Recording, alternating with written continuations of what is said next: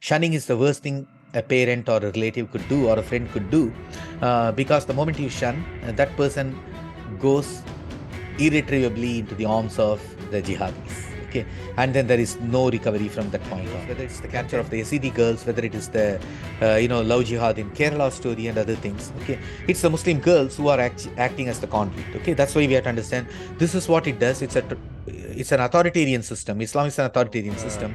Suela Braverman, their home secretary, she mentioned that every one of the victim has been a white girl, and every perpetrator in this case had been a Pakistani Muslim immigrant.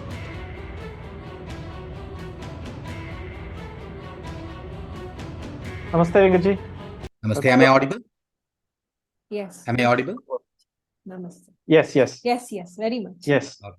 Yeah, I'll hand over the mic to Vidyaji for giving a brief introduction, and then we'll proceed with the program. Perfect. Vidyaji. I'm audible, Ravi? Am I audible? Yeah, you are. Okay. Yes. Okay. Namaste and a very good morning to one and all. It's with pride that I introduce our speaker for today, Shri Kalavai Venkat. Kalavai Venkat is a pseudonym of Karthik Venkatramani. Venkatji, who is a native of the ancient temple town of Kalavai in Tamil Nadu, South India, has an educational base of both physics and management. Along with being a consultant in technology, he is also a Silicon Valley-based writer. Though he defines himself as an atheist, he is a practicing Orthodox Hindu. Venkatji has written numerous articles for different websites and blogs on different topics ranging from Indology, religion, politics, culture, racism, scriptures, secularism, current events, etc. Venkatji's book, What Every Hindu Should Know About Christianity, was published in 2015. This book was brought out after intense research based on cognitive sciences and textual criticism, and puts forward a very reasonable understanding of Christian beliefs. The findings in this book is a revelation of an unknown phase of this Abrahamic ideology, especially for the rational Hindu. Venkatji has also presented several videos, especially on YouTube, about similar topics that he has written about, and quite a few platforms like Sangam Talks, etc., as well as his own channel, the Kalavai Venkat podcast.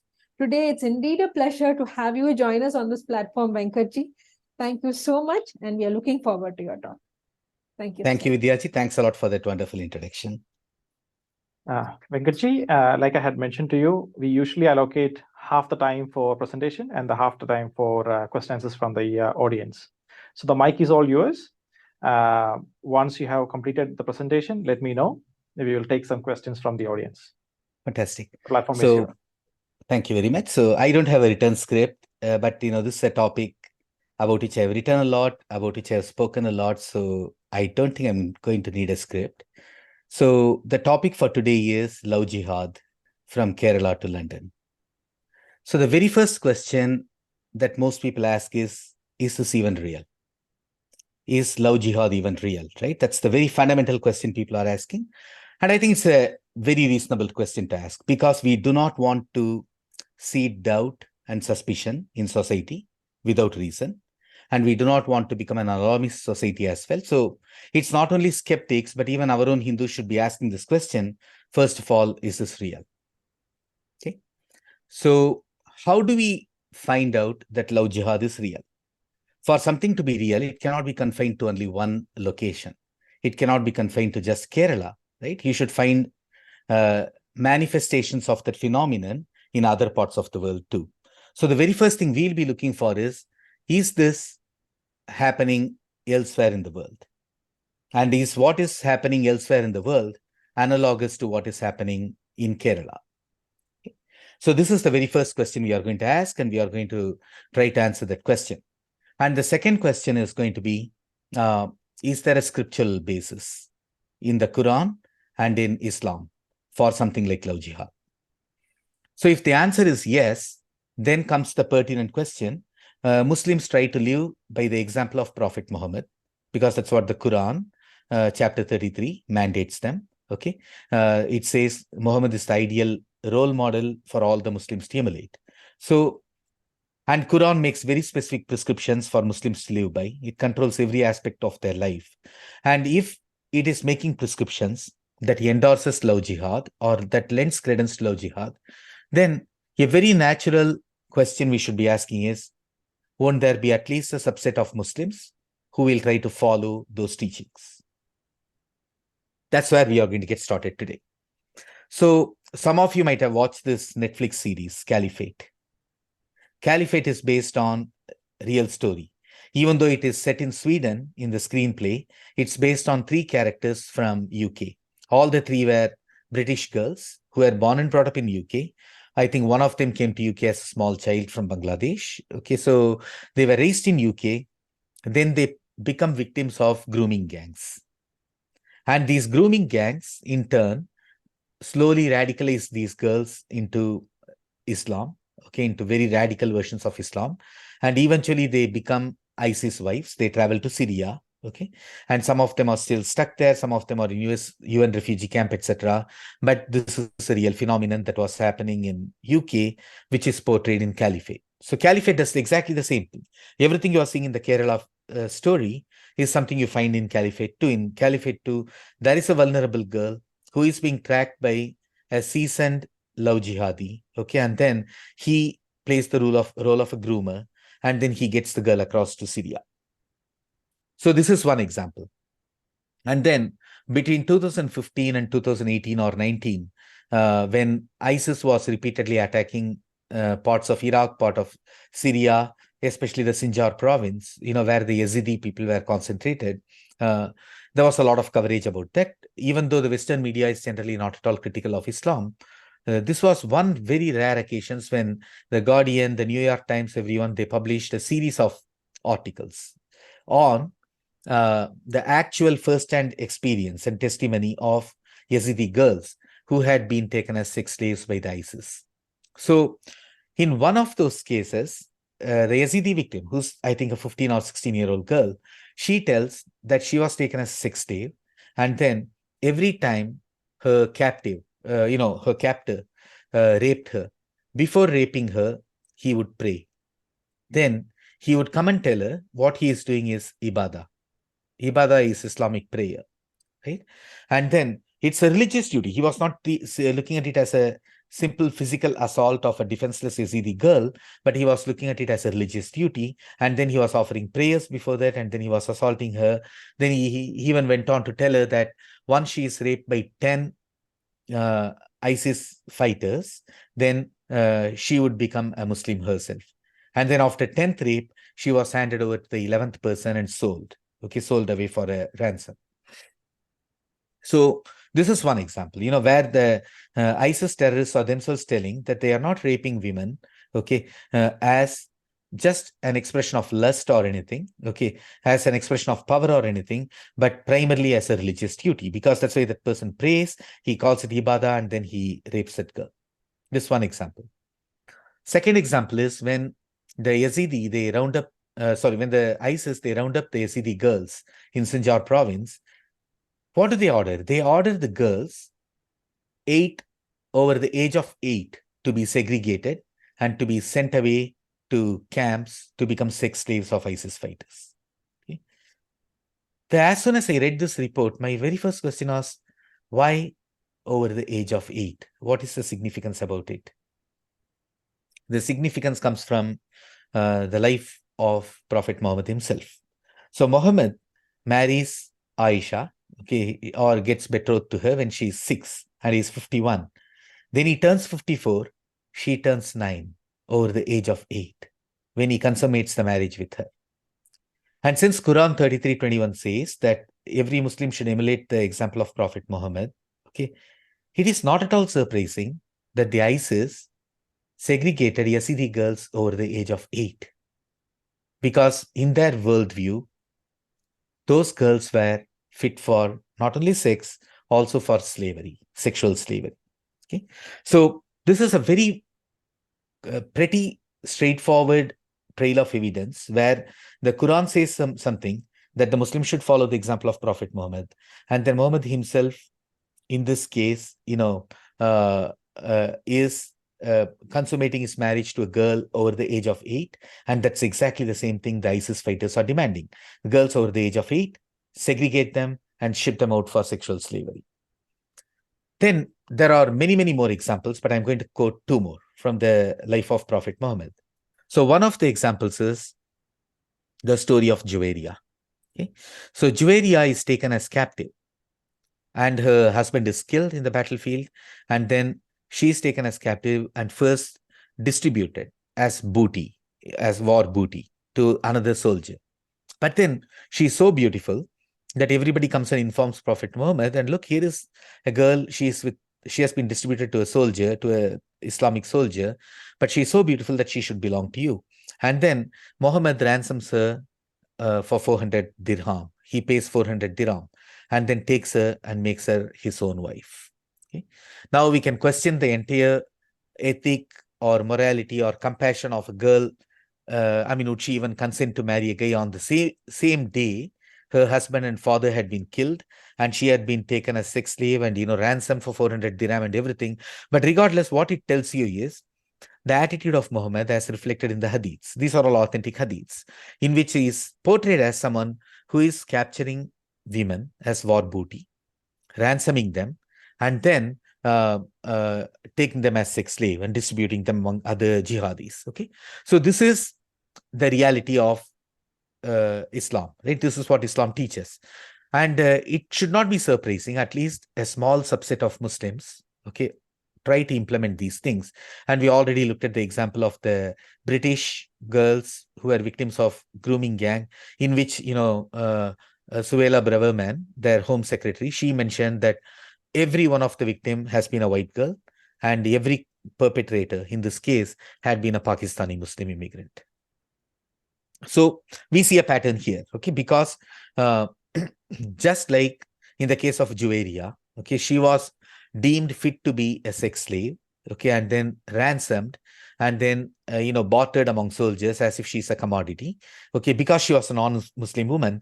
The same attitude is carried forward by others, okay, when Pakistani Muslims who are the perpetrators in the grooming gangs, they look at them, white females, they look at them as commodities that can be exploited. Just like the ISIS fighters were looking at the Yazidi girls as commodities to be exploited. And is there a further detailed basis for this in the Quran? There is, okay. And there is an online essay I wrote, and all the references are there. If you go to India Facts, and if you search for, Love Jihad Kerala story, you'll find my essay with all the references. But I'm going to present at a very high level. So Quran lays out a few conditions. Quran says that a Muslim man can marry up to 4 wives and have any number of concubines. That's what his right hand possesses, right? That's any number of concubines. But who can be the wife and who can be the concubine? A Muslim woman can be a wife, but a Muslim woman cannot marry any other person. She could only marry a Muslim. Okay, this much Quran is very clear. Then the Quran very clearly lays out that a Muslim man can marry a Muslim woman or a Christian or a Jewish woman. He cannot marry a polytheistic woman unless she converted to Islam. And a Christian or a Muslim woman Christian or a Jewish woman or a Muslim woman cannot be taken as concubine, as what your right hand possesses. Okay? So what does it all mean? It all means only one thing. It's only the polytheistic women who are earmarked for concubinage in Islam. And this concubinage and sexual slavery can come in multiple forms. One of the most benign forms, if at all I can ever use that word for that, is what we find in India, okay, or what we find in countries like UK, where they practice grooming or love jihad or something, and then they target vulnerable girls, and then they convert them, and then they marry them. In some case, they get shipped out to Syria to become ISIS wives. Okay, so the most benevolent form of that is they get trapped into that through what seems a consensual act. Okay, however, it's not consensual act. I'll talk about that a little bit more. Okay, but it's not necessarily a consensual act, but seemingly it's consensual, because here is the girl who is willingly going and talking to that boy, and then she gets converted, and then she gets shipped. Okay, but the worst form of that is what happened to the Yazidi girls and others. Where they are surrounded, their men are killed, and then those girls are rounded up, and then they are shipped out for sexual slavery. And both of the behaviors are motivated by the same Islamic teachings I talked about, where Islam very clearly earmarks polytheistic women, that's Hindu women, for example, or pagan women.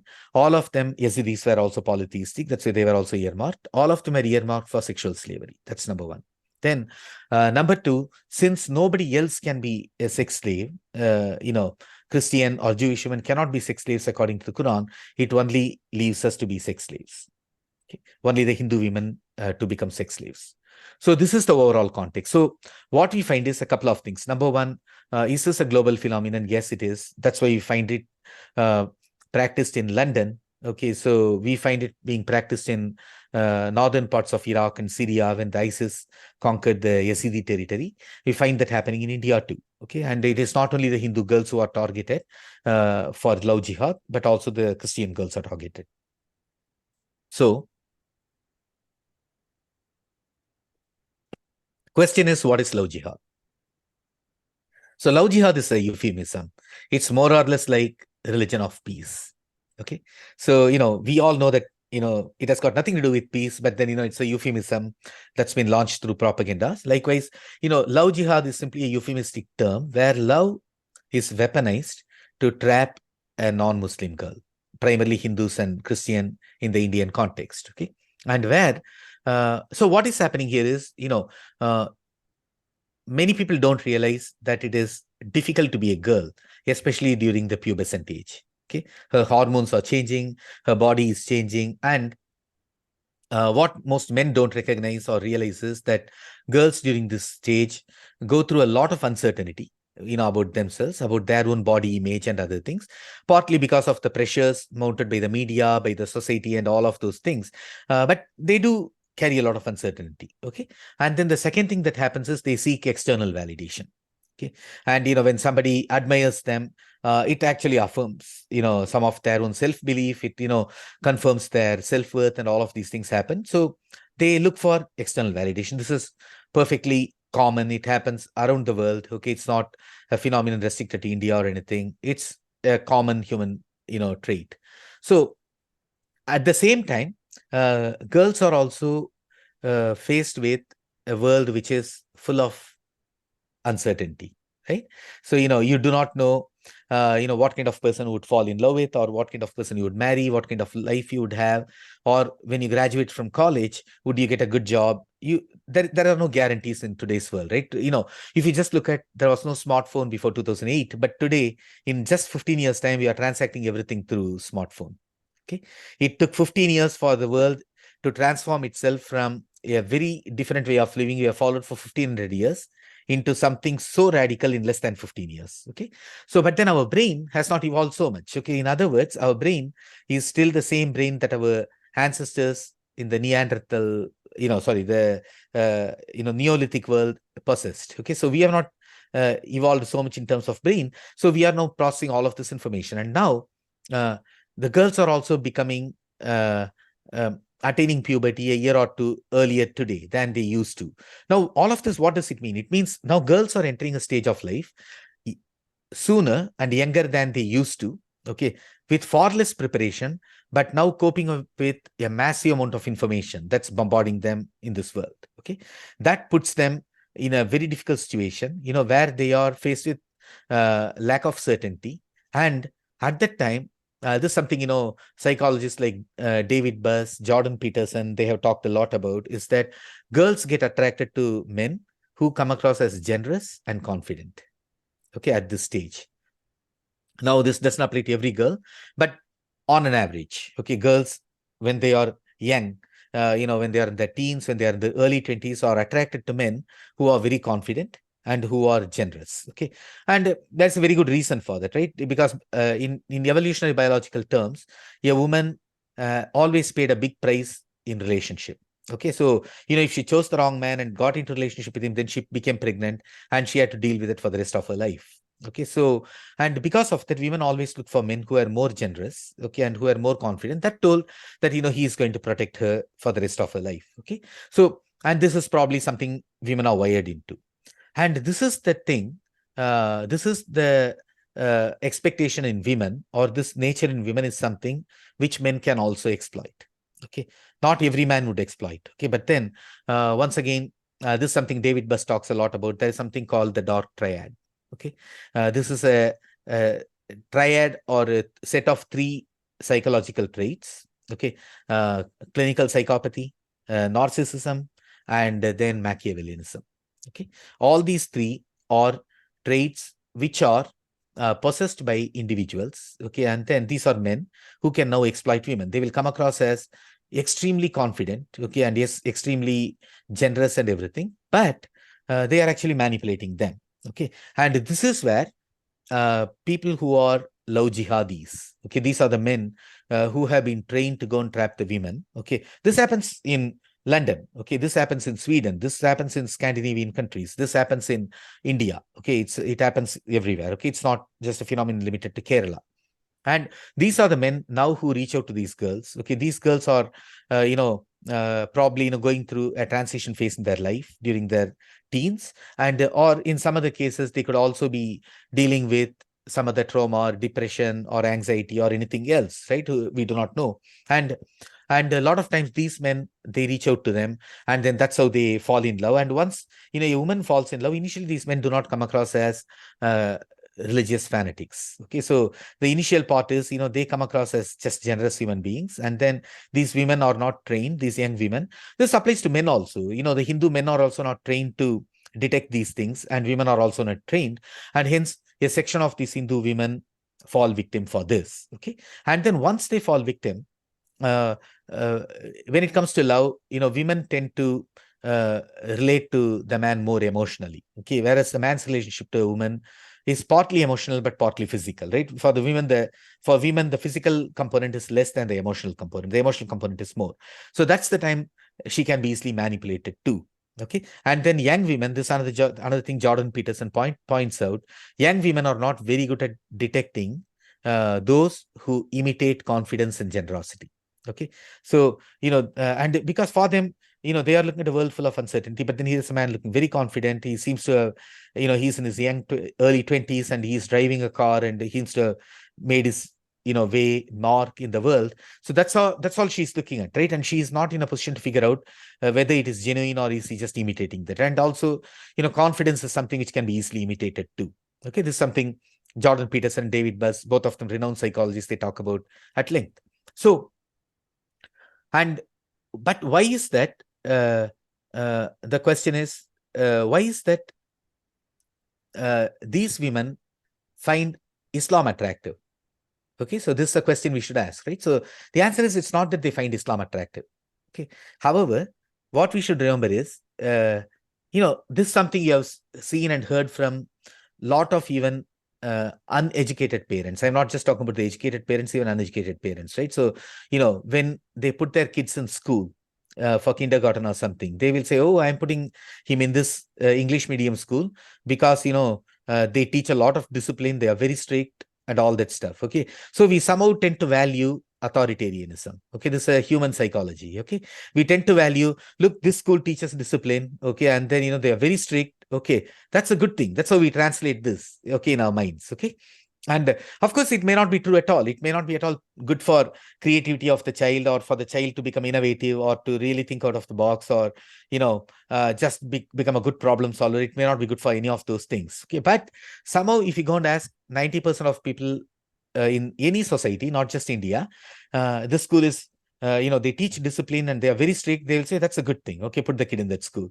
Okay, so now because you are attracted to authoritarianism in some form. Okay, because especially when the world is full of uncertainty, authoritarian systems promise certainty. Okay, they promise utopia. Okay, they say, look, you follow this, everything is going to be perfect for you. Okay, and that's a very appealing thought, right, for most people. Okay, it's a delusional thought, but it's very appealing. Okay, that's why many people take to that. Now, Islam is an authoritarian system. Okay, in Islam, a boy or a girl is raised to believe in everything Islam teaches and not to question anything by the time they are 7 or 8. Okay, those thoughts are bombarded into their head. Those are drilled into their head. Okay, so because of that, they exude a certain confidence. That confidence is not the result of knowledge. It's not the result of discernment or anything. It's the result of, you have been told something 100 times and you repeated that 100 times, okay, and then you're very confident. Okay, for example, the question, if you look at the Kerala story, there is one dialogue where the girl asks, if Rama could not even protect his own wife, how can he protect you? Okay, that's the challenge thrown at the Hindu girl, right? And most of the Hindus will be quite surprised, would be quite taken aback by this question, right? So, because a Muslim is brought up with a lot of certitude, okay, and he or she is told, look, you are, Allah, there's no God but Allah, Ya ilaha illallah Muhammad Rasulullah, there's only one God but Allah, no other God but Allah, and Muhammad is his final prophet, seal of the prophet, everything else is false, Quran is the final revelation, everything stated there is true, if you question it, you are an apostate, you should be killed, and if you accept everything, you will attain the Islamic heaven, there'll be judgment day and all these things, right? So all of it is totally nonsensical, okay, and if you are a rational person, and if you have read more than one book in your life, that one book being Quran, then you know that this cannot be true. And, you would form a better perspective of life. But then most of people, if they are also brainwashed into believing these things by the time they are 7 or 8, then neuroscience informs us that, persuasibility declines past the age of 8. Okay. Then it becomes really difficult for you to convert somebody and make that person rational. So a lot of Muslims grow up being absolutely confident of the belief in monotheism, something like statements like, oh, if there is God, there can be only one God. Okay. This used to be a very normal statement I used to hear from Christians and Muslims in my early years. And I always used to ask them, that's like arguing, if there is dream, there can be only one dream. Okay. So, but, the point was, some of these statements, Hindus are not used to encountering. Okay. And, like the dialogue in Kerala story, if Rama could not protect his wife, how could he protect you? Right. And then, so that puts confusion in the minds of Hindus. Okay. And then, second thing, what happens is, of course, if a Hindu is more informed, right, he or she would have retorted in one of the two ways. One of the ways is, a polite way of saying is, look, our itihasas, our kavyas, our puranas are not about literal truth, they are about the literary truth, right? So they convey a bigger meaning, they convey a deeper meaning. So what Rama is Maryada Purusha, okay, and then Rama appears as an avatara, and then that's why he goes through all the travails a normal human being would. Okay, and then he's an exemplar of human virtues.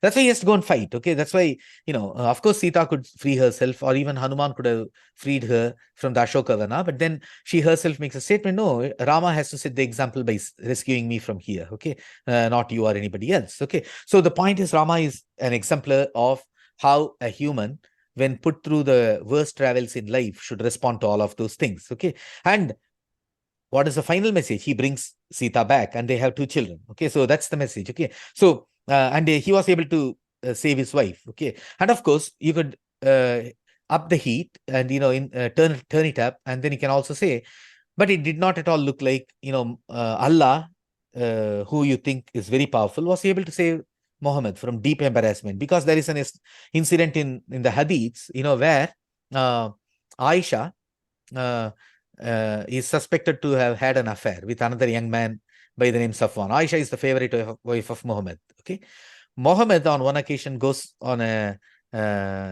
war, okay, and then to a battle. He takes 2 of his wives with him. One of them is Safiya, the other wife is Aisha. Aisha is the favorite wife, but Muhammad is not spending time with Aisha. Okay, Aisha is jealous, whatever it is, and then suddenly the caravan stops at the next place, and then a camping site, and then they do not find Aisha there. Okay, much later she comes riding on a camel with a young man named Safwan, and then everybody is now gossiping, right? She probably had an affair with him. Okay, and then of course she comes up with an excuse, but then Muhammad doesn't trust her. He sends her back to her father's house. Okay, and then waits for a month, and then asks his assistants, what should I do with her? Okay, one of them says, divorce her and find another wife. Okay, another fellow says, no, Abu Bakr's daughter would not have committed any act of impropriety, so please take her back. Okay, but he doesn't take her back. He waits for a month. Okay, he suspects she did something wrong. Okay, and then after a month he goes, and then he says, oh, by the way, Allah has now revealed a verse declaring your innocence, so come back. Okay. And then Aisha says, all right, I thank Allah, I owe no thanks to you. Okay. And then, but now here's the important word. Why did he wait for a month? For a month, everybody was gossiping, right? And then the answer is, he waited for her to have her periods. As simple as that.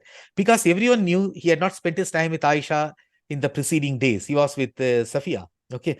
Now, there is a gossip of her having with Safwan. And if she became pregnant, then that will, and if Muhammad had revealed a verse, a Quranic verse in haste, and she becomes pregnant, then all of his revelation will be now in doubt. Okay, so everybody will start questioning everything. He had no other choice. He was out of compulsion. He had to wait for a month, face all the humiliation that his wife committed adultery, and Allah did not seem to have saved Muhammad or Aisha from the scandal, from this humiliation, and all of these things. For a month, they had to go through all of those things.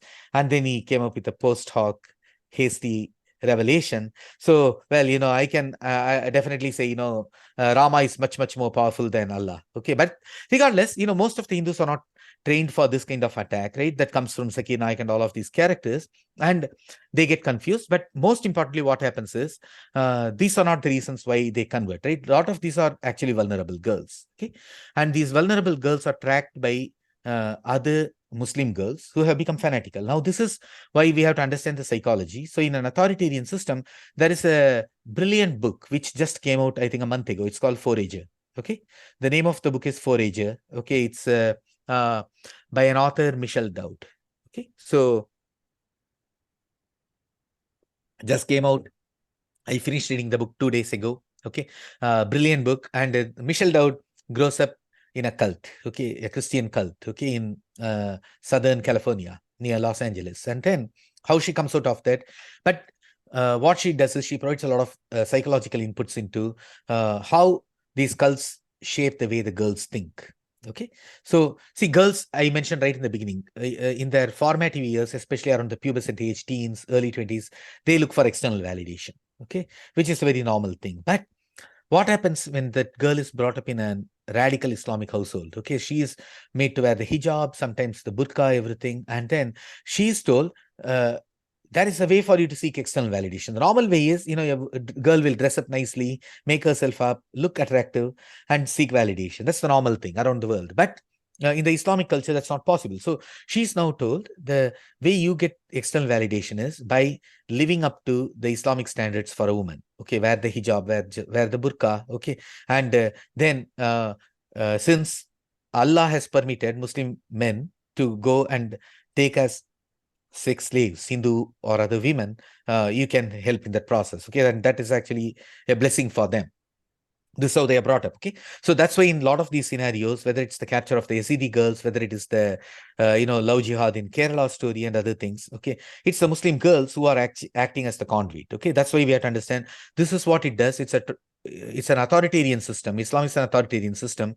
It shapes the way that girls think too. Okay, and then now they take pride in being fanatical Muslims who will wear the hijab and repress and suppress their own sexuality. Okay, and even become conduits for getting their Hindu friends or Christian friends to become converts to Islam and marry or become victims of love jihad. Okay, so this is the big picture of what is happening, right? So this is what we need to understand. I don't know what the exact numbers are, but then Sudipto Sen, there was an interview and where he had mentioned statistics from Kerala Assembly itself that over 30,000 women had converted over the last 10 years.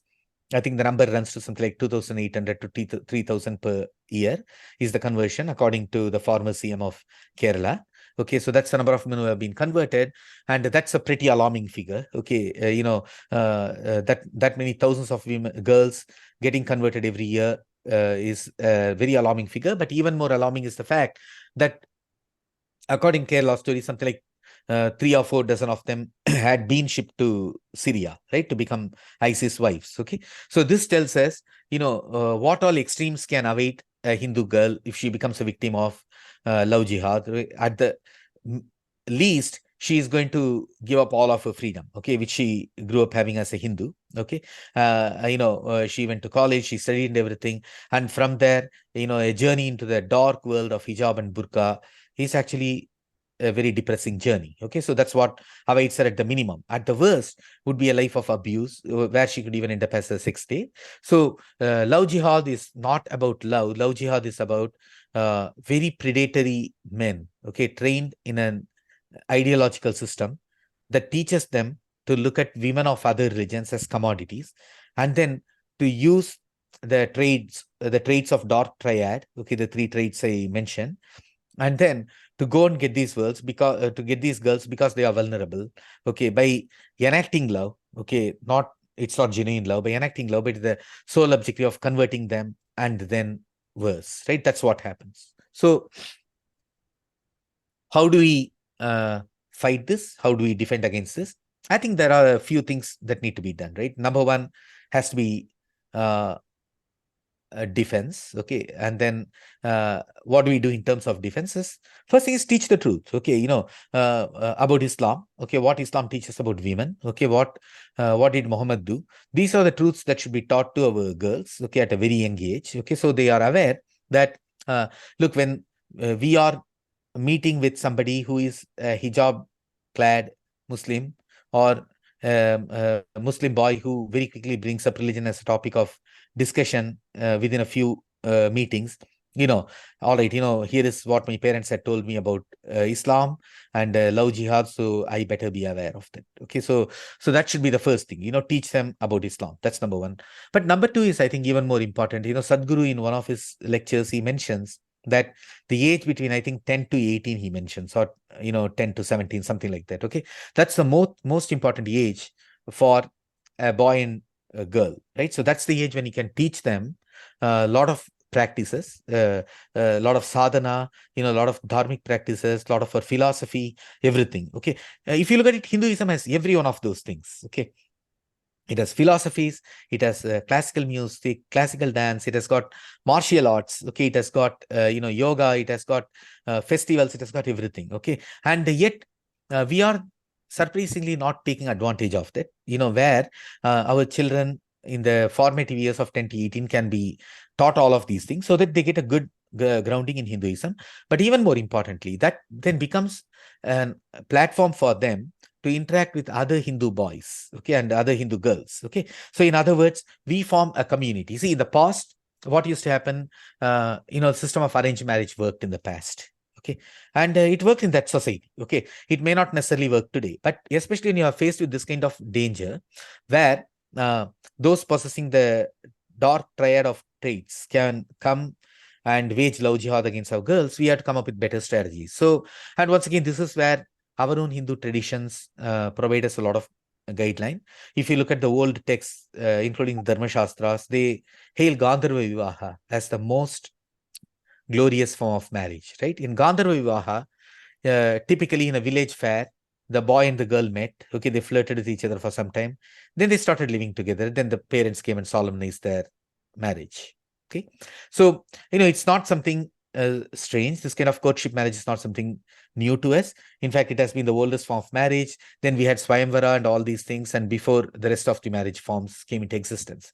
So I think one thing we should start doing is, as a Hindu community, okay, whether it's at the level of Jati or across Jatis, we should create our own platforms, during the formative years, especially the 10 to 18, 10 to 20, 22, our girls and boys interact on a dharmic platform, where we can create a venture capital, we can create a network where they can help each other with education, references, jobs, and all these things. But even more importantly, when they are interacting with their own folks with a similar dharmic background, with enough information about the dangers Islam and love jihad pose, then they are most likely to choose a better prospect, a better groom or a bride from our own Hindu community.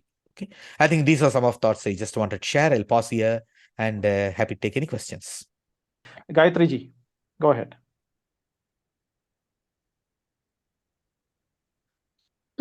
Namaste, Ravishankar ji. Thank you for this wonderful program. And namaste, Kalavai ji. A pleasure to meet you here. I have two questions. One, should we revisit the terminology of the phenomenon which is called as love jihad? Should we call it sex slavery jihad or womb jihad? Or because the word love jihad in itself creates a kind of a kind of thing in the mind of the youngsters. It's a kind of a bitter, something like a forbidden fruit which is denied because there is something good there. I mean, they think it's love there, or something that is, it's a person from the other community, so people are stopping me. That is Right. not the case. So should we revisit that by showing them actually what is this sex slavery jihad or the womb jihad? It's Right. basically No, an it's a very attack good, on the other community. Yes. it's a great question. I have thought about this, and I've also, I think, occasionally written about this too. I have thought about the same thing, Gayatri ji. One is this somehow legitimizes, right? And it kind of makes it look like, hey, it's a nice thing. It's a forbidden thing. It's a glamorous thing that it's worth trying. Okay, it gives that false impression. And the second thing it also does is it somehow creates a very false stereotype of Muslim men being attractive, and hence, candidates for love jihad, right? It creates that false perception as well.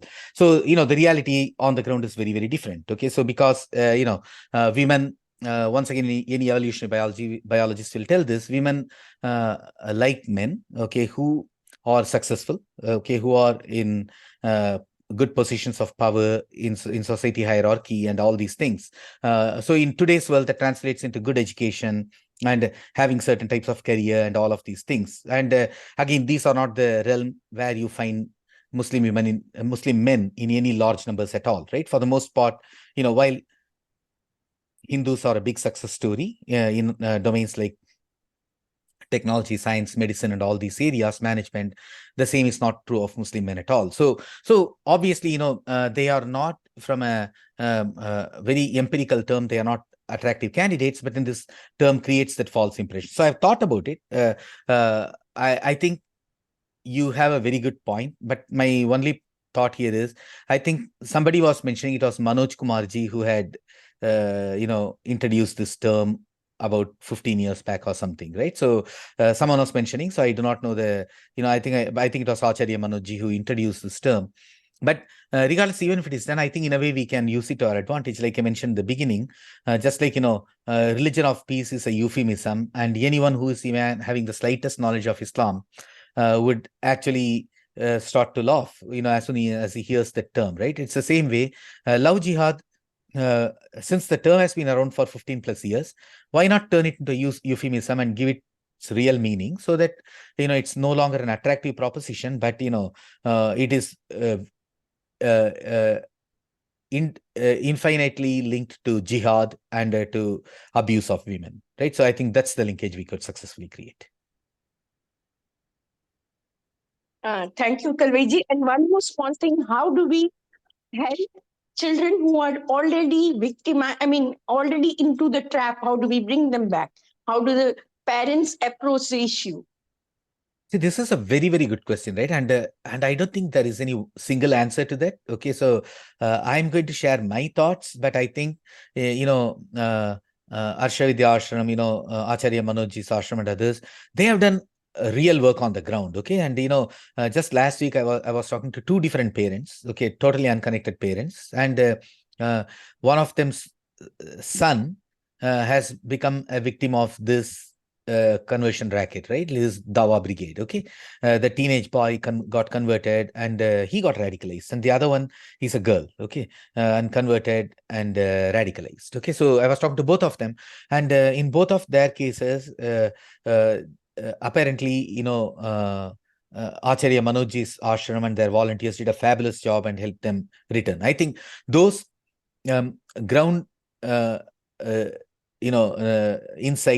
insights on the ground are, I think, most important than anything I'm going to share next. Okay, but I'm going to just share a few perspectives on this. Okay, but I think what happens is it'll be very helpful if Ravishankar ji, if you could bring on Arsha Vidya Ashram folks and others who have done this work on the ground, because they'll bring up, they are not going to divulge the identity of the victim, but they can give the profile and they can talk about the conditions that led to their getting trapped and how they came out of that and how the ashram approached them and everything. So a lot of times I think those case studies are more insightful because that they are relatable to an individual you may know, right? And but a few things I would share are the first and foremost thing is don't shun the child. Okay, if the boy or the girl becomes a victim, don't shun that person, because shunning is the worst thing a parent or a relative could do or a friend could do, because the moment you shun, that person goes irretrievably into the arms of the jihadis. Okay, and then there is no recovery from that point onwards. And then second thing, remember, this is a mimetic virus. Okay, so Richard Dawkins coined the term meme some 45 years ago. Okay, like our traits or biological traits are inherited through genes. Okay, information is copied through memes. Okay, that was his proposition. So for example, why do we speak with the accent that our parents spoke with? Okay, or why do we follow the mannerisms of our family members? Okay, or why do we at all have fashion, right? Hey, if you're in the Bay Area, or if you're in China, one can tell, look, you're following this particular fashion because you're copying each other. So these are memes, right? Now the word meme has become popular in the social media too, because it's information copy. That's what meme is all about, right? It's an information copy. So but not every meme is a healthy meme. Some memes are horrible. Okay, those are like viruses. They destroy the host, and Islam is one such virus. Okay, it's a mimetic virus. Okay, so things that look absolutely normal to a rational person, okay, and look childish to us. If somebody came and told you, hey, if you don't accept Islam, you will burn in hell for eternity, you'll probably laugh at it. Okay, and but again, remember, like I was mentioning in the beginning, what if the person is going through a trauma? Okay, so or what if the person is going through a depression or anxiety or anything, or just going through the normal puberty, seeking external validation, okay, or a lot of uncertainty in life and everything. There are so many people, right? So, and they are all of a sudden thrown into a world. They are coming from a small village or a town, and all of a sudden thrown into a world of computing, world of digital technologies and everything, which is so different, right? And it's not an easy adaptation for them. And then those people are actually vulnerable, okay, to fear mongering. Okay, so just like children are vulnerable to irrational fears, these people also become vulnerable to irrational fears. Okay, and that's why I was mentioning that book Forager, by Michelle Dowd. It's a must-read book. You go through you get a very good idea of why girls who are getting trapped into this are unable to come out of that very easily, and why do they start believing in things that we find preposterous, right? So now the problem is, remember that these girls are vulnerable. Okay, that's why they are falling victim. Okay, so prevention in this case is better than cure.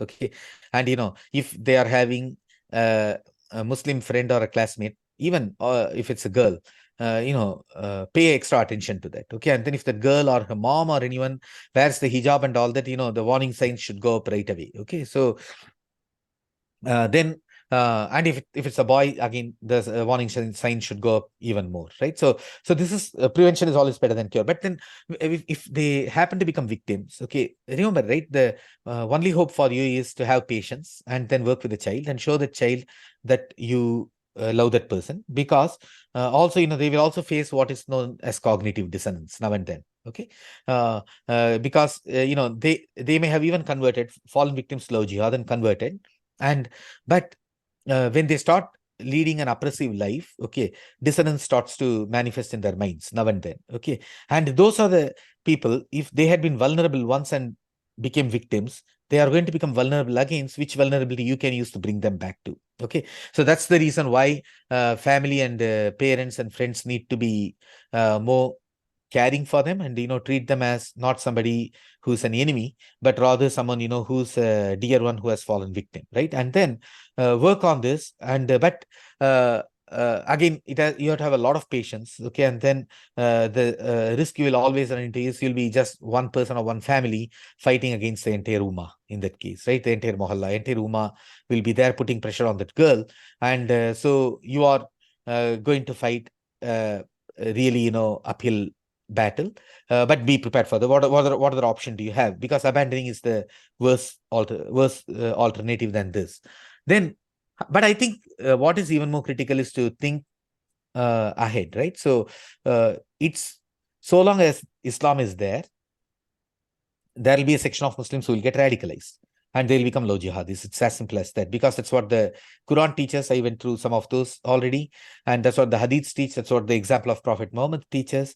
Okay, Muhammad did those things, right? And he captures Jewish girls in one of those places, okay, and then pagan girls in one of those battles, and then he instructs his assistants to go and sell those women in exchange for camels and weapons. Okay, that's how he treated women. So, if they are if Muslims, there is going to be always a subset of Muslims who will emulate the example of Muhammad, okay, like ISIS did, okay, and then when they do that, they will indulge in love jihad. Okay, make no mistake about that. So, for us, we cannot hope to save our children, okay, if we are not willing to criticize Islam and take on Islam, okay, and fight that out, okay, because until the time we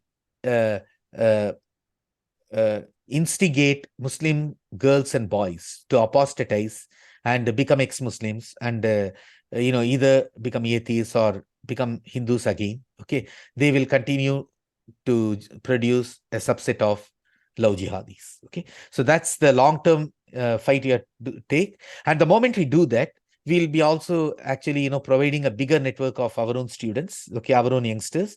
All of them can now come together, because since we are now taking on Islam, okay, more and more of Hindus will start coming out, and then they start providing the safety net to the vulnerable girls who may become victims of love jihad. That's my thinking. Thank you, Kalavai. Very insightful answer. Yeah, thank you. Thank you, Gayatri. Ananda, can you try now? You have to, your mic is muted at the moment. The mic button will be on the right-hand side, bottom of your screen. You should touch once. Yeah. Please ask. Am I audible now? Yeah, you are. Yes, you are. Thank you. Okay. So there are a few questions. The first question is about the redefinition of love jihad. Earlier, love jihad is all about Muslims marrying Hindu women. Now, it has been projected as terrorists raping Hindu women. So, is this continuous changing of goal good thing? That is question number one. Question number two. Muslims have institutional and governmental activities with respect to love jihad. But when Hindus try to form some kind of institutional response to it, for example, this recent Panchayat attempt to curb the love jihad in Uttarakhand, the government jumped in and banned that and brought this paramilitary forces inside Uttarakhand and to ensure that the Hindus do not give a proper response to love jihad. So should we be silent about it, or we should be openly voice against it? Yeah. So thanks. Both are very good questions. Let me start with the first one on the changing definition of love jihad. I don't think the definition itself was or has changed. I think what happened is probably people may not have come up with one universal definition, and also the term love being euphemistic may not have been that apparent to everyone, right? So but if you look at love jihad is nothing but predatory sexual assault on non-Muslim women, right? That's what it is, bluntly put. Okay, and with any of those predatory assaults, the predator he's looking at a cost benefit function. Okay, so for example, it is very difficult to capture a woman at gunpoint in a state like Kerala, okay, and then ship her off to Syria. Okay, so there they have to enact love, okay, and then they have to appear very democratic and all these things on the surface, right? So they do that. But what is the end goal they want to accomplish? One obvious goal, number one, without doubt, is convert the woman to Islam. Okay, goal number two is to marry her off to a Muslim, and goal number three is ship her off to one of the 6 camps in Syria. Okay, now all the 3 goals need not manifest. In some cases 1 and 2 will manifest, not 3. Okay, in some cases all the 3 may manifest, but regardless, these form a continuum. Okay, and just like in Kerala or in London, they may use love as a trap to get these vulnerable girls. In other places where they could get away with brandishing their weapons. Okay, like in Sinjar province in Iraq, that's what they did. They went poured in their SUVs. They took out their machine guns and they lined up all the Yazidi girls, and then they said, "Now you're off to camp." So the goal is the same. Okay, these are the polytheistic women, and these are the kafir women, and hence they are to be treated as sex slaves. Okay, but the best case scenario for them is they could become converts to Islam and be put under the hijab. That's the best case.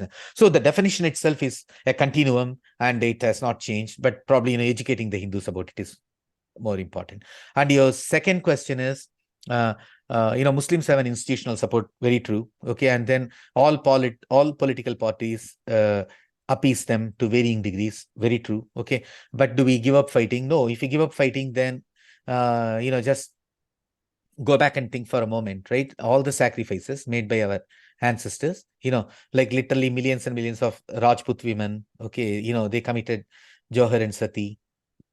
Millions of Jat men, okay, they fought on the battlefields. Gurjar Pratihara men did that. You travel further down to the eastern part of India, like the Jaina youth of Odisha. Okay, they fought and died against the Muslim conquerors by the lakhs, by the thousands.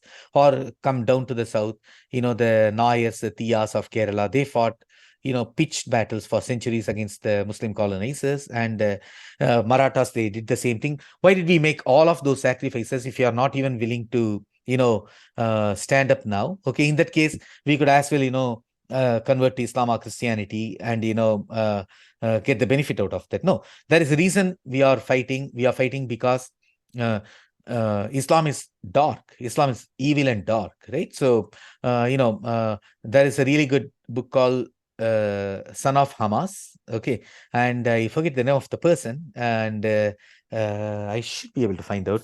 Okay, let me do that. Okay, let me pull out the name of the book. What's the book? Who's the author? Give me the name.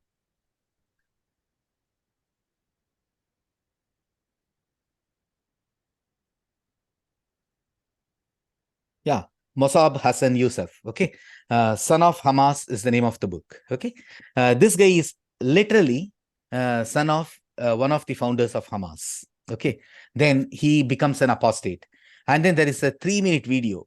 Okay, in which he destroys Islam better than anyone can do on any platform. Right? In 3 minutes, it demonstrates why Islam is a religion of war, why Muhammad was not a good person. Okay, he was killing men and ransoming their women and raping them. Okay, and then why Islam is an evil religion. He makes a comprehensive case in under 3 minutes. But read his book. Son of Hamas is a brilliant book to be read by every Hindu. Okay, tells you a lot about Islam and what motivates their belief. So the point is, Islam is a very dark, very evil religion. Okay, and Hinduism, on the other hand, is a wonderful religion. Okay, Hinduism has so many of these philosophies, so many of religious practices. Okay, yoga and other traditions. Okay, art, architecture, culture, music, dance, everything, and this is very consonant with natural laws. And it will be great to raise a child as a Hindu, okay, knowing about our philosophy, knowing about our Bharatanatyam, knowing about our classical music, our texts, traditions, everything, because it's knowledge, okay, and it is no dogma. So it's a nice thing. It's good for the growth of the child. So that's the reason we should protect. And if you want to protect, then we should be willing to put up the fight. I think the least we could do is, I think our enemies use the Jati equations better than we do. Okay, they know how to divide and rule us, right? And we do not know how to just bring our own Jati numbers. If you just take, right, if you take Kerala, if the Nayars and the Tiya community, the Erva community, they decide to vote as a bloc, that's it. Hindus have won the power. It's as simple as that. Okay, in the state, right? So some of these things we need to think strategically. Then you work with your politicians, say, look, if we don't get all the protection we need, then you are not getting our votes. It's as simple as that, right? If you don't bargain, see, that's something American conservatives did very well. They do very well every time their leader is elected, whether it is a Reagan, whether it's a Bush or anyone. When their leaders are elected, they negotiate and get everything they want. Okay, we Hindus do not negotiate and ask for anything, so we don't get anything. So it's like we have to become demanding first. Otherwise, we cannot complain against others. Thank you very much. Vidya ji mentioned that she has a few questions, Sure. probably 1 or 2 questions. Vidya ji. Vidya ji, you can hear me? Can you hear me? Can you hear me? Yes. Okay. Yeah, actually, Namaste, Venkat. This is actually, it's from another person who is an ardent follower of you. So, but it's not connected to Islam, it's connected to Christianity. So is it okay to ask that now? Sure. Yeah. Okay. Okay, so the first question that she's asked is, why is it that devout Christians who are told to read the Bible at home, they are not able to notice toxic statements or verses in the Bible? That's the first part of the question. And the second one is, amongst the different sects of Christianity, is there a similarity in the way they proselytize, or do they follow different modus operandi of proselytization? If so, can you kindly elaborate? Yeah, sure. On the first one, why do devout Christians who are reading the Bible at home, not able to detect the toxic verses? Okay, so in the 1970s, there was an Israeli psychologist by the name George Tamarin, okay, or 80s, I forgot exactly when. So George Tamarin conducted a wonderful study among the students of the Bible schools, those Saturday, Sunday school, whatever we want to call them, right? So where the young kids are put to school. So he gave them identical stories, okay, but one of them with actual biblical names. These are all stories taken from the Bible, okay, and one of them had the actual Bible verse, the Bible characters and everything. The other one was totally decontextualized, okay. So he first gave the decontextualized story to everyone, where some very powerful person is ordering the men to be killed, their cattle to be killed, the women to be taken as sex slaves, and all of these things, very nasty things, right? So then the kids are asked for the reaction, and then the kids react with disgust. They say, oh, these are terrible teachings, and then they reject all these things. Then they do it as a double blind, right? There's another control group of children where they divulge, okay, these are from your own Bible, okay, your holy Bible, and here is the verse, and here is the story from this book, etc. And now the kids are asked for their opinions totally flip, okay. Now the kids are saying these are good teachings, okay. So this is something psychologists have now known for a few decades, for 3 to 4 decades, okay. But especially evolutionary biologists have studied this in depth. It is known as in-group morality coupled with out-group hostility. Okay, so what it means is this is a concept that comes from evolutionary biology. It divides everything into in-group and out-group. Okay, if you take pack animals like a pack of wolves hunt in a pack, right? A single wolf itself is not very effective. Okay, but a pack of wolves can take down anyone. Okay, any animal. Okay, any prey. Okay, even a much bigger prey.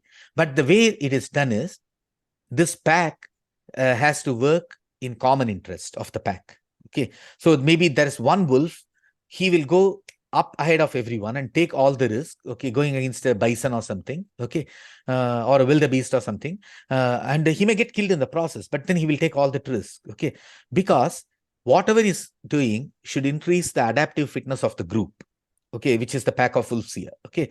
So if any behavior that increases the adaptive fitness of the pack is considered an acceptable behavior, okay, that's known as in-group morality. And out-group hostility is anyone who's outside of this group, treat them with hostility so that you can secure the interest of the group and you can decimate the enemy, okay. So this is something observed in a lot of pack animals, a lot of human tribes have this mentality, okay. And this also crept into the Bible, okay. So the Bible defines everything as in-group and out-group. It's in-group morality coupled with out-group hostility, okay. So everything you are doing to spread Christianity, okay, or spread the message of the Bible, spread the gospel of Jesus, whatever it is, right? So it's considered good, okay. And even if you have to go and wage a war against somebody, that's perfectly all right. You can kill so many people. That's why, why is that the conquistadors who came to the Native America, to the Americas, exterminated so many Native Americans, and they did not feel any guilt about it, because to them, killing them was not important, okay? But to baptize them before they died, so that at least in the afterworld they can attain heaven, was more important, okay? So once a person is brought up in this kind of a vicious system, okay, where morality is not defined in terms of what is dharma, what is harmony, what is good for everyone, and then what is and sort of define it in empathic terms. These religions define it in absolute terms, okay? Something is moral because the Bible says so. Something is moral because the Quran says so. Something is immoral because the Bible rejects it. Okay. Something is haram because the Quran says it's haram. Something is halal and hence permissible because the Quran says so. This absolute morality, right? These people are programmed from childhood to not question these foundational beliefs, these dogmas, and to accept them without any challenge. Okay. And mostly they stick to that. That's why they read through all these verses and then they're not bothered by that, because to them, it is moral because my God says so. Okay, that's the message. Was there a second question to that? Yeah, there was a second question also.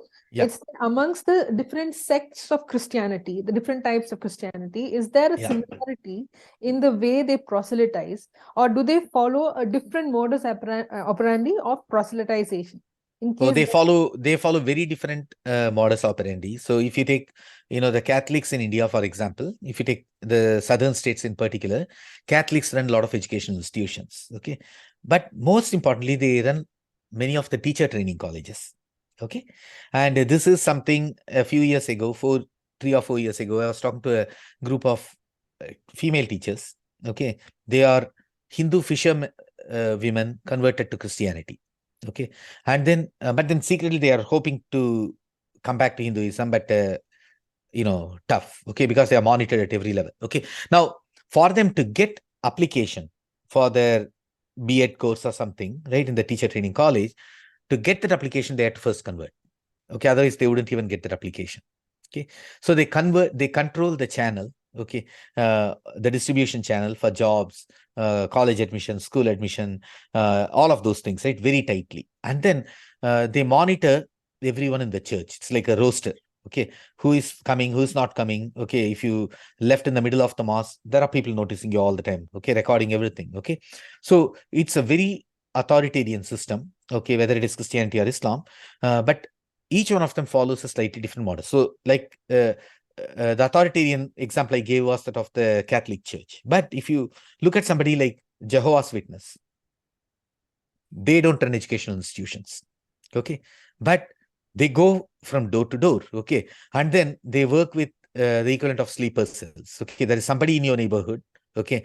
Knows who you are, gets converted. Then that person becomes the gateway to reach out to every one of you. Okay. Because they know if, let's say, you have had a death in the family, or if you have had, somebody going through depression or illness or something, they know that information. They come and pray for you. Okay. See, they work on the vulnerability. So you have somebody who is struggling, a child who is struggling. Okay. And then somebody prays for you. You are going to be grateful to that. That's it. Okay. So human psychology, they capitalize on it. Then the Protestants work very differently. Okay. Cash plays a very big role. Okay.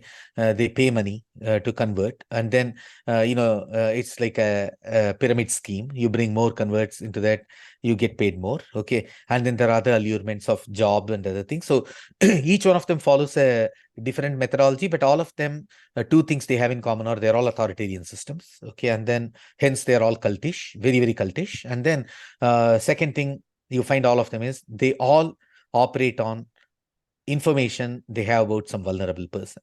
Okay. Oh, here is some, some senior citizens living here all by themselves. Okay.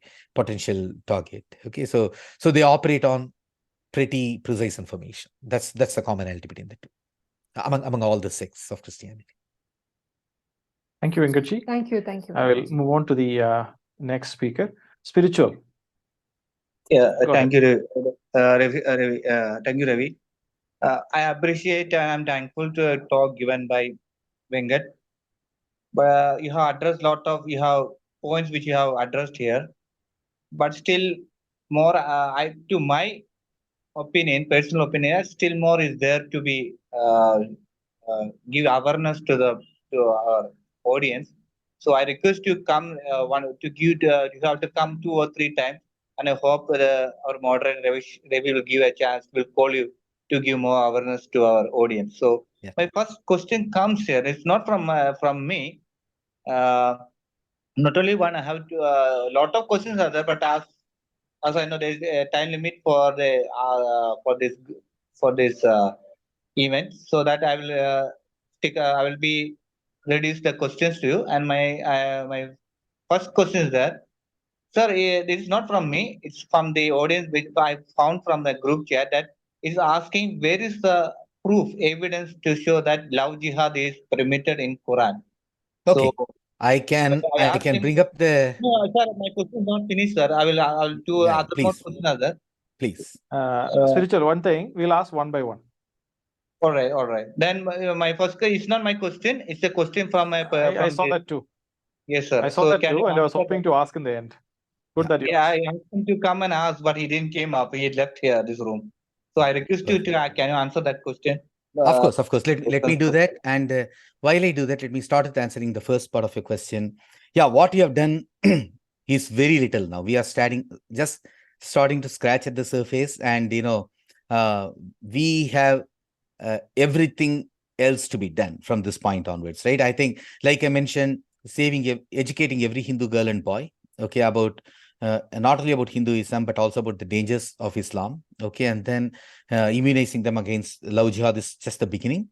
But why should we, remain mute spectators when you have 15-16% of country's population or Muslims, and a subset of them could become threat to our civilization in the future. So we should work towards exposing Islam so that we get rid of the problem at the root, and we do that. So in terms of the reference, let me share the screen. Oh, can you activate my screen share?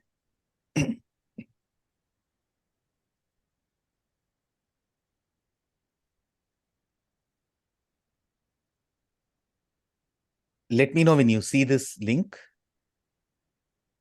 Which one, sir? Can you? Do you see my screen? It cannot be the viewers in the listeners in Clubhouse cannot see it. But okay, all right. Okay, so this is called Facts. This is an essay I wrote I think 3 weeks ago. It's published on India Facts. Okay, the title is Love Jihad, the Kerala Story. That's the title. Okay, and just search for India Facts, Love Jihad, the Kerala Story, and my name, Kalavai Venkat. You'll find that, and then you ask for references. So just go here. If you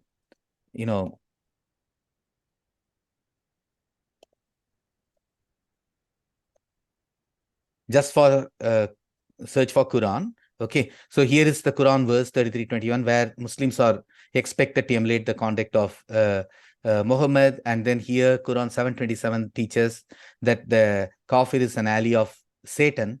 Okay, and then same thing. The entire second surah has multiple verses that confirm that. Now, is love jihad central to Quran? This entire paragraph, I summarize all of those verses.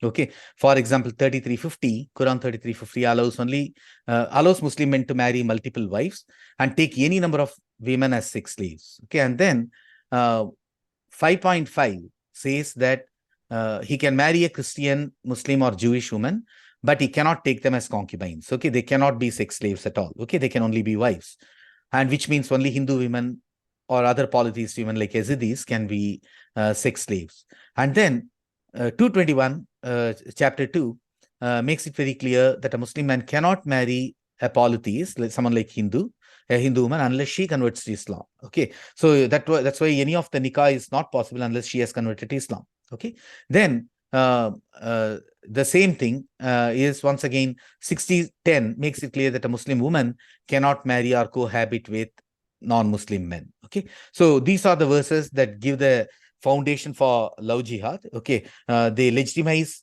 taking as what the right hand possesses, or as concubines or sex slaves. Concubinage is the best outcome. Sex slavery is the worst possible outcome. Okay, those are the verses. And then in the same article, I have also summarized other references from the hadiths, okay, where Muhammad himself has done these things, okay, and hence the rest of Muslims are going to emulate that behavior, or at least a subset of them is going to emulate that behavior. That link I have published in the group chat for the listeners to look at. Excellent. Yeah. Spiritual, your second question. Yeah, my second question comes here, sir. Sir, usually when I saw the film, that as you have said, that Caliphate and Love, the Kerala Story, all these films. My question comes here: is it a love jihad, or should we have rename it as a sex slavery jihad, something like? Because I have seen is the person who gets married, the ladies who get converted get married, they are not stick upping on one husband. Even the husband is giving to right, that lady to other people's to do correct, other persons to. I right, don't want to name that act, but yeah. as you from my words, I think I hope you understand it.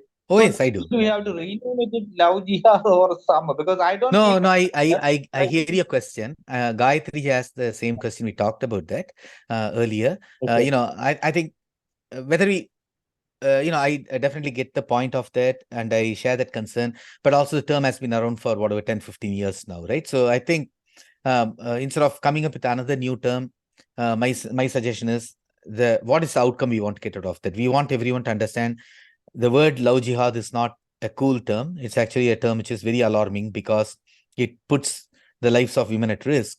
Then educate women, girl children and boys at home about what Islam really is. Okay, it's not cool for a woman to be wearing the burqa or the jihad and lead that kind of a life. It's a terrible life. Okay. And very few of these women know anything about Islam or anything about Muhammad. Okay.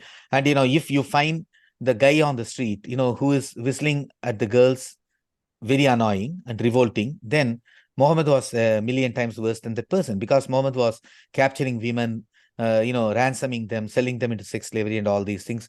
Educate the girls about that, so that if somebody attempts to come and talk to the girl, then the girl's straightforward question is, what do you think about, when he says anything about Rama or anything, immediately ask a question about Muhammad. Hey, this is what I've heard about Muhammad. What do you say? Okay, so the guys get the message right away. Okay, now this is I have to invest a lot on this person to trap this person. So they move on. Okay, that's how they operate. All these predators, they operate on targets that are more vulnerable. That's what I would suggest. So my third question comes is a little. I don't know how much you will know it. Even Can you? I mean, spiritual. We will limit it over there. Probably wait. We can cover the remaining and come back. Is that okay? All right, maybe. Okay. RD, please go ahead. Thank you, Satyameva Jayate team. Namaskaram, sir, and thanks for the session. So you talked about in your session about the community build-up and joining activities and exercises for our kids so they can get familiar with each other and form a bond, and they can be aware of such situations. It's a good suggestion. But sir, as you are more aware than me, that now our families have become nuclear. Right. So myself as a parent, have thought about two approaches, whether it should be correct or not, whether you have addressed it in this discussion, I don't know. So the prominent two approaches to from a nuclear family point of view as a parent is, one, we should make our kids more aware about our scriptures, our heroes and heroines, and took examples from that, and show our kids examples of our dharma and our identity. And the other approach is that we equip them to counter the narratives of other religious fanatics, the inhuman traits and flaws in their religion, and the mocking that goes on. Like they will ask our kids, your God has an elephant head, and you are worshipping Shiva Linga, and depicting it as a derogatory manner. So, and the institutional activities these people do in the name of free speech in education institutions, those nefarious activities. So, in your opinion, what should be the correct approach as a parent to deal with our kids, whether to go with scriptures or to equip our kids with counter narratives? And from what age we should start, sir? Thank you. Thank you so much. I think, yeah, no, I think it's a very good question. I think here is my thought, right? And I think this is just my perspective, okay? And I'm sure others have varied perspectives, and you should evaluate everything based on the situation. But I think it's almost counterproductive or impossible for every parent to come up with a refutation of every nonsense that's there in Islam, right? Or every nonsense that's uttered by Islamic propagandists and missionaries and others. Okay, so I think that activity, if they are attacking Hinduism or Hindu scriptures or Hindu divinities, how should we respond? That should be done by a few individuals. In fact, I am right now working on one such project. In the coming days, we'll have more and more of material on that. And I think that should be done by one set of individuals. That should not be the parents, right? And I think what should the parents do? I think 2 or 3 things. Okay, one is, definitely, teaching Hinduism. Okay, but also remember, just blindly teaching Hinduism a few things and hoping it will work doesn't work that way. Okay, because one of the characters represented in the Kerala story, that Shalini, he's actually screen rendition of a real life character of a girl who used to attend Chinmaya Bhagavad Gita competitions regularly, and then she fell for love jihad. Okay, so I think so. This is exactly the reason we should not think just because you have taught something, it has worked with the kids. Okay, so the more important thing is what is the outcome you want to get. Okay, you want the child to become discerning. Okay, and there are few things you should be able to teach as parents right up front. Okay, so no Muslims, no Christians, and if you have a Muslim friend or classmate, then I need to know about those things. And I think so long as the children and parents don't have secrets, okay, then I think that's the safest environment. Then the children will come and confide in you. Okay, that also means parents have to be realistic about the age and time we are living in, right? So we are living in 2023. So 2023 is a very different world from, let's say, 30 years ago when we were young and we were getting married, right? So I think we have to be very cognizant of that. Otherwise, what will happen is, with the rise of woke culture and other things, the worst thing that could happen is the kids keep secrets from you, okay, and then you are not even aware of what is happening, and then you are thinking that you are raising them as Hindu, but then they are just following a few things till they are at home, and then they can quickly let go of those things. I think the most important thing is to make them understand what the danger is, and the kids are, especially girls, because girls become mature a little earlier. That means also they go through a lot more of challenge earlier on in their life, right? So all the confusion, everything they face, their body, their hormonal change, everything, the psychology, everything happens earlier on for them. Okay, that means that time girls are more likely to trust parents who care for them. Okay, I think that's the most important thing. As parents, if you are just expressing fear all the time about love jihad, that's actually going to be counterproductive. Instead, as a parent, you come across as someone caring, who understands what is good for your child, okay, and then who is receptive to their feedback and everything. If that happens, then you have a better way of influencing, and of course there again, raising them with a good understanding of Hindu texts, like teaching them Vedanta, Upanishads, and Bhagavad Gita. Those things are definitely helpful, but I would like to say, look at it more holistically.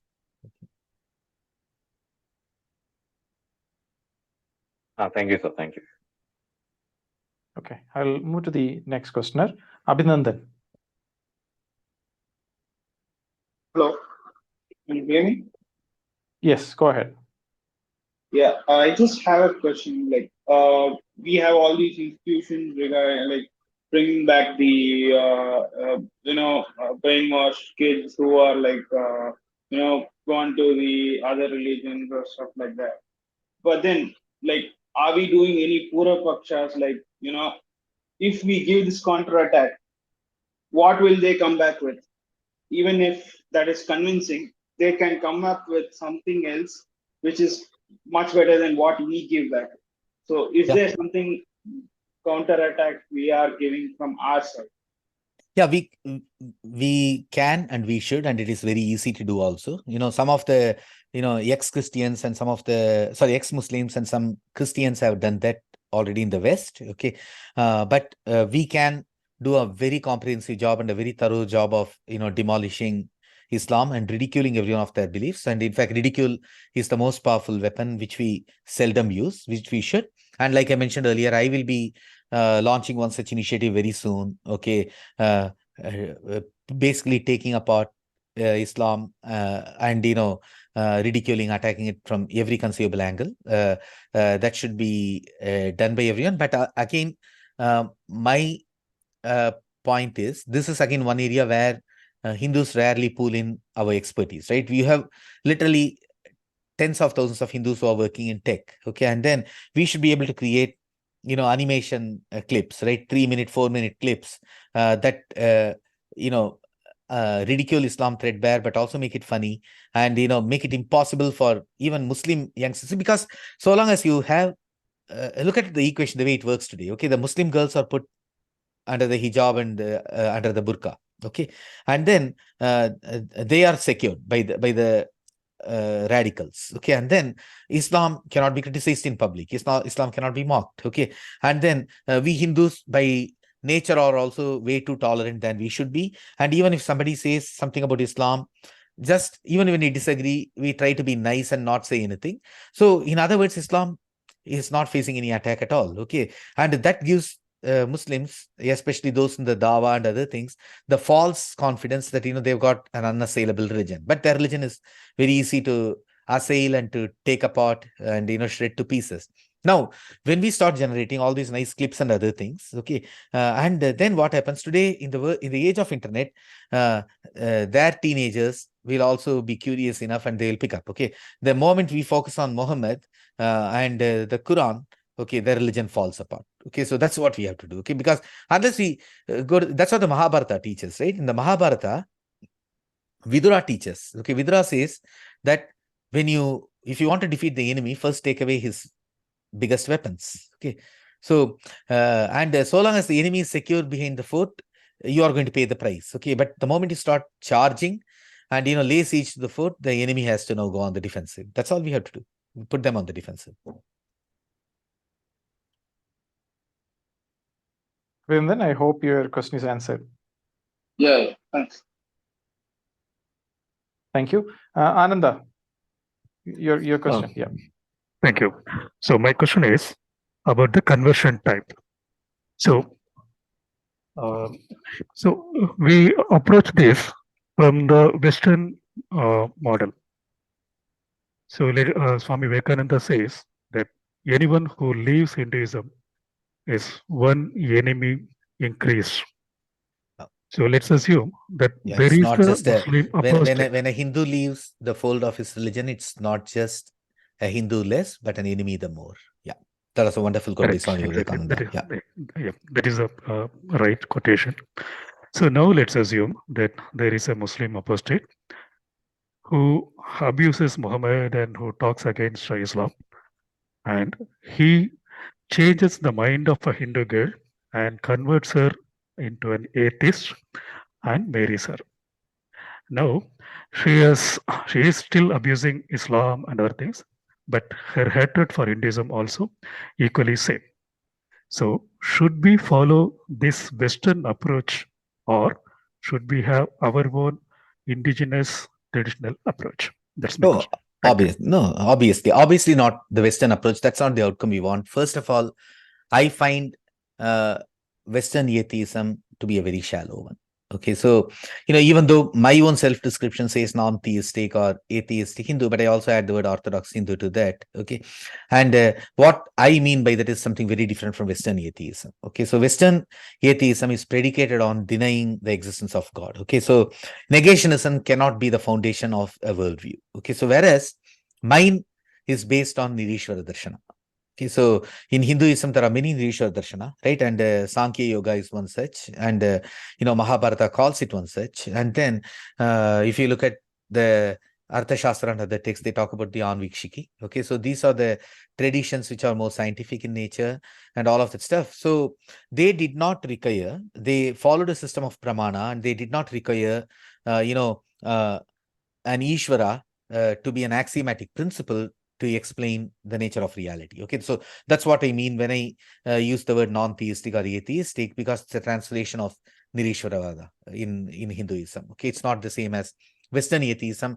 I think Western atheism is a little shallow to me for two reasons. One, as I mentioned, it's based on negationism. Okay, and then all right. So what happens if others have given up belief in God? Then that obviates the need for atheism. Then it's not a very alluring prospect to me. Then number two is, I don't think I understand the nature of reality anywhere close to what it is, right? So, the problem of consciousness is one such. Of late, there are numerous studies coming from neuroscience, for example, explaining it more as a brain principle. And then there are studies from quantum physics. Okay, Roger Penrose and James Seymour, they have been working on OR. Okay, so their proposition is there is a universal consciousness that manifests locally in our microtubules in the brain, and then that's what becomes the conscious experience. Now, the point is, there is no convergence of opinion in science. Okay, these are all still hypotheses. Okay, and then what if consciousness is universal? Then that changes everything about our understanding of reality. Okay, and in fact, what it does is it brings us a lot closer to the understanding of reality as in the Upanishads. Okay, so if you take Chandogya Upanishad, if you take Brihadaranyaka Upanishad, then texts like that, okay, they talk about Brahman, okay, and of course, which in some traditions is Nirguna Brahmans, some later traditions it's Saguna Brahman, but then they talk about a Nirguna Brahman, okay, and then everything else we perceive is more the effect of Maya. Okay, it is not reality in itself. Okay, so some of the postulations from quantum physics today are analogous to the postulations in our own Upanishads, our Buddhist texts, and other things. Okay, and to me, this is very interesting for two reasons. One, because if you're scientific and if you're curious, you should explore reality for what it is. Okay, not to fit your preconceived notions. That's number one. And then number two reason is this is something you can experience. Okay, whether it is something like you practice Kundalini yoga, for example, okay, or you practice ayahuasca. Okay, then you do go through an experience, and some of you might have heard of this neuroscientist by name Sam Harris. Okay, and he has talked a lot about that. And one of his recent, I think he came out with it year and a half ago or 2 years ago. There's a good YouTube video where he talks about his experience after psilocybin trip. Okay, he goes on psilocybin or magic mushroom trip, and then he does only 5 grams. Okay, that is not super strong. Okay, but that's still in the strong category. And he goes through the experience, and then he relates that quite a lot to dhyana experiences and something very unique also. He writes a lot about it. So now the point is, he talks about hence experiencing reality. Okay, which is something you don't experience in your normal state. Okay, and then our own studies in fMRI in neuroscience inform that when under the influence of these entheogenic substances and when people are tripping, new regions of the visual cortex get activated. Okay, which normally don't get activated. So what we perceive as reality is something we do not fully understand yet. Okay, and hence I think a very dogmatic form of atheism, like what some Western atheists possess, is not what I am advocating, right? And I think, for a woman to, for a Hindu woman to convert to become a victim of love jihad and convert to Islam would be terrible, okay? And then for her to not become a victim of love jihad, but then, just becomes a superfluous atheist would be also tragedy, if not as big a tragedy as becoming a Muslim and becoming a victim of love jihad. This is still a tragedy, right? So, but I think to your question, even if a Muslim has become an ex-Muslim, okay, it does not mean he or she would have given up all of their upbringing, right? So their worldview would have been shaped so much by what they learned from Islam in their childhood, okay, and hence they may not believe in any of those things anymore. But there are a lot of like Western seculars, okay, their worldview is still very Christian, right? So they may not go to church anymore, they may not believe in Christian God, but culturally or in terms of their worldview, they are kind of Christian. Okay, so And hence that is also not desirable, because these are the people who have never grown up with a good religious role model for treating a woman. Okay, that prophet is a terrible guy when it comes to treating women, and then their own community put so much strictures on a woman that these people don't know what it is to treat women with dignity, with empathy and all of these things, right? And for a Hindu parent, teaching their daughter how to learn Bharatanatyam and sing classical music, it's a very normal thing. Okay, it's something which is healthy, very positive, and communities admire that. Okay, such a thing doesn't exist in Islam. Okay, so if a girl were to say, look, hey, I want to learn Carnatic music and I want to perform Bharatanatyam or Odissi or any of these things, the entire ecosystem is going to react very negatively to that. Okay, so just because somebody has become an ex-Muslim in itself does not make that person desirable. Okay, unless that person has outgrown that conditioning and has embraced aspects of dharma. Understood. I think actually we'll go to the last question, which Spiritual is not able to ask, and he has messaged me that question. The question is, I'll read it as it has been posted to me. Can we see similarities in the exodus of Kashmiri Pandits and Ajmer 92 scandal with Love Jihad? Please ask him. And also why our current government is saying that there is no Love Jihad in Parliament and Supreme Court. Please ask him what is his opinion. That's the question. First question, Kashmir exodus, and what is it, Ajmer? Ajmer 92? The Ajmer 92 scandal? Yeah, I only vaguely remember about Ajmer 92, so I do not know the details of that. But he's asking whether there is any parallels with the Love Jihad in that. Oh, okay. So in Kashmir files, there would have been some cases of Love Jihad. Okay, but then I used to travel and spend a lot of time in Kashmir around when the exodus happened. Okay, so Kashmir then was quite different from Kashmir today. Okay, so today if you go there, all this hijab and burqa, everything has become ubiquitous there. Okay, it was not like that. Okay, in the early 90s, 1990, late 80s, it was not like that. Okay, so the Kashmiri Muslim girls were not wearing hijab and all this stuff at the time. Okay, rarely one or two would, but most of them did not. Okay, so but would there have been cases of Muslim men going after Kashmiri Pandit women? I think in some cases it would have happened, simply because Hindu community gives more freedom to their women, okay, to study, to interact, and then go out and work and all these things, which the Muslim community doesn't. And also there is a West Bengal lawyer turned politician. I forgot her name. I think Nikha Khan or something. She gave a very good interview. She recently spoke about same topic, Love Jihad, and she said in the Muslim community, if a woman were to talk to somebody who's a non-Muslim, then there'll be a lot of these Muslim men in the neighborhood who will gossip about that. That news will spread very quickly. So the Muslim women would be scared of going and talking to a Hindu boy. Okay, whereas Hindu woman does not face the same stricture. So yeah, so some of those would have happened, but I think this Love Jihad as a weaponized phenomenon, okay, is more prevalent today, and I don't think it was there in the 90s because of a few other reasons. One is the rise of social media, okay, and then two, the rise of the phenomenon of girls, going out to college and living in a different city and other things, okay. Then the kind of the rise of the woke culture, okay, and feminism, okay, means a girl child is programmed to think that, oh, what, if your parents are restricting you, rebel against them. Okay, that's what the effective message is, right? So, and this when it's one thing to rebel against something, okay, but then it is one thing to know what you're falling into. Okay, so but these girls, since they don't have any of the discernment, they become easy victim. So I think what is happening today in terms of Love Jihad is a slightly different phenomenon from Kashmir files. Yeah, there they definitely made it very clear, right? Leave the women behind. Okay, we'll build Pakistan with our men and Kashmiri Pandit women and all those slogans they raised, okay, openly. Okay, so in a sense that was Love Jihad, okay, in terms of the outcome they sought. But in terms of the modalities, what we are seeing today is different, because this is based on how they plan and execute through social media, how they plan and execute by targeting vulnerable girls and other things. Okay, it's a more planned exercise.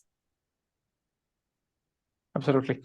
Those who are in the audience, kindly put your comments regarding the program in the group chat, and I'll tell you the second part of the question that was asked.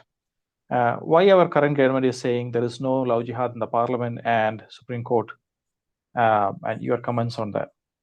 Yeah, I cannot speak for the government. Okay, and of course, I can completely disagree with that.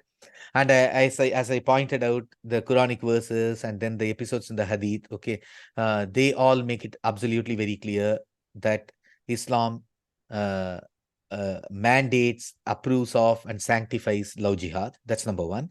And then Prophet Muhammad himself waged love jihad. Okay, and then I gave the example of him, selling women to procure camels and weapons, and himself, what he did to Joeria. Okay, all of these things are classic examples of love jihad, except that, as I pointed out, in some cases, love jihad will lead to all those enacted courtship and all those pretense and everything. And in some cases, if they could get away with that, they will just point the gun and take away the girls like they did with the Yazidi girls. Okay, the outcome is exactly the same. That's what Muhammad did. And since Islam teaches Muslims to emulate the example of Prophet Muhammad, okay, everyone should at least consider the possibility. Look, if on everything else, shave the mustache, keep the beard. Why? Because there is a hadith, okay, where Muslims are going and asking Prophet Muhammad, how do we distinguish ourselves from Christians and from the pagans and the Jews? Okay, he says, all right, pagans are keeping a mustache,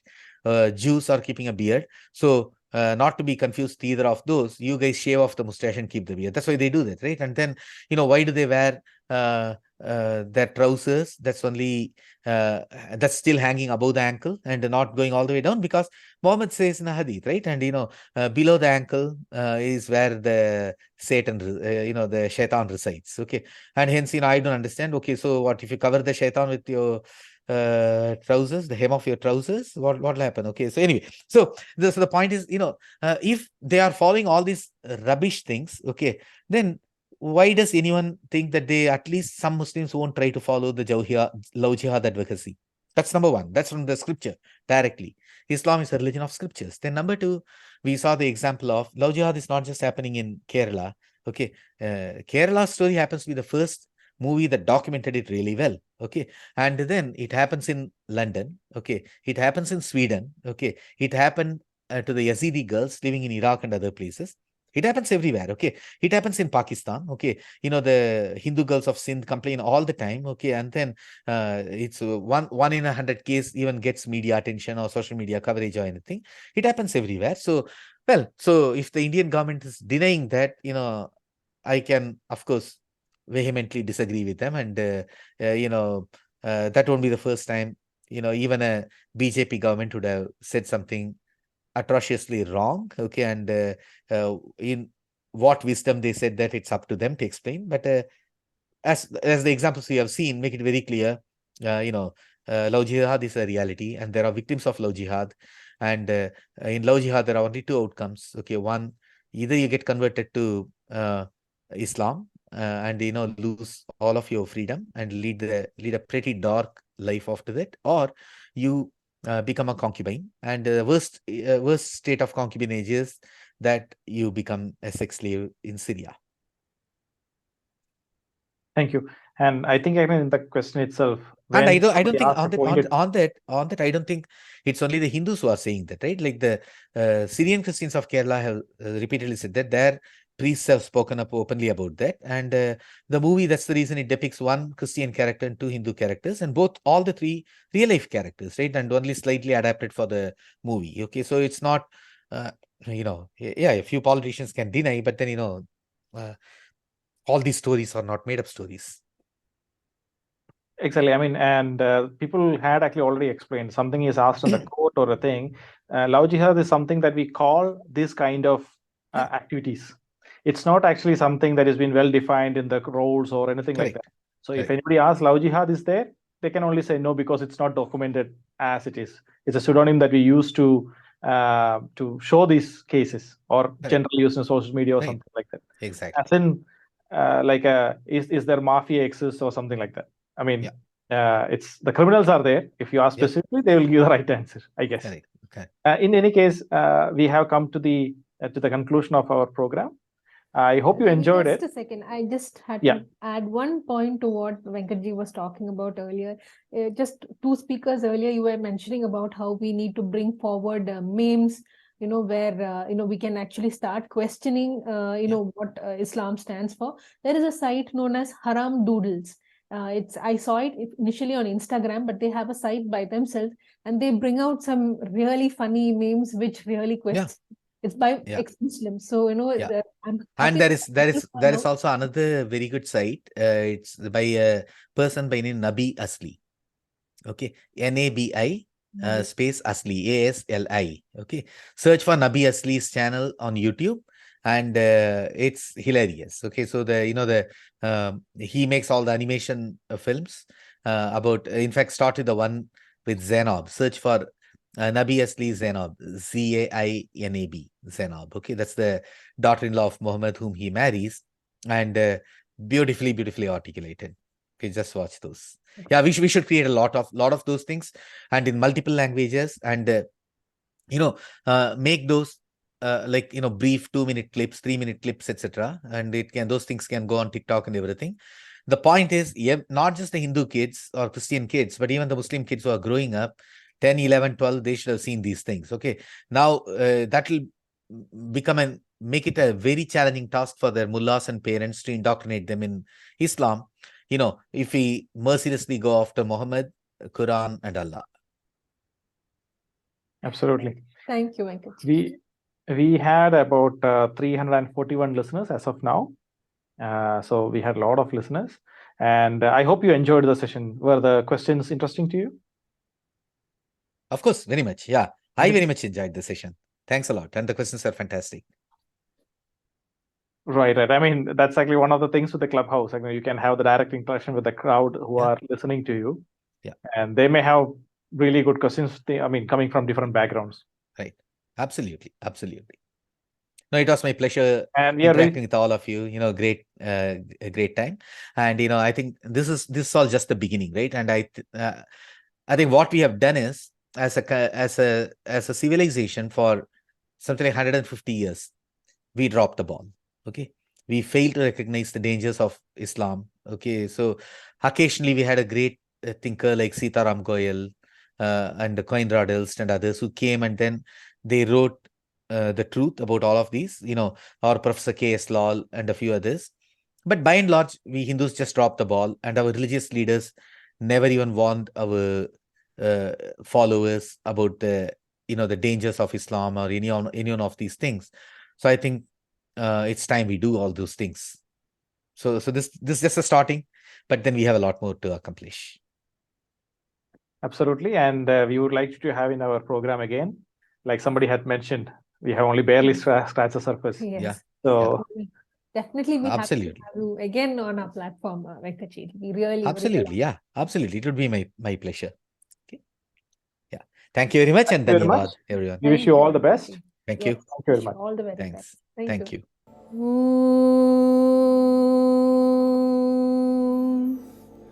Satyameva Jayate Nandritam Satyena Pantha Vitato Devayanaha Yena Kramantya Rishayo Hyaptakama Yatra Tat Satyasya Paramam Nidhanam. Truth alone triumphs, not falsehood. Through truth, the divine path is spread out. Through this path, the sages who have conquered their desires completely attain the supreme treasure of truth.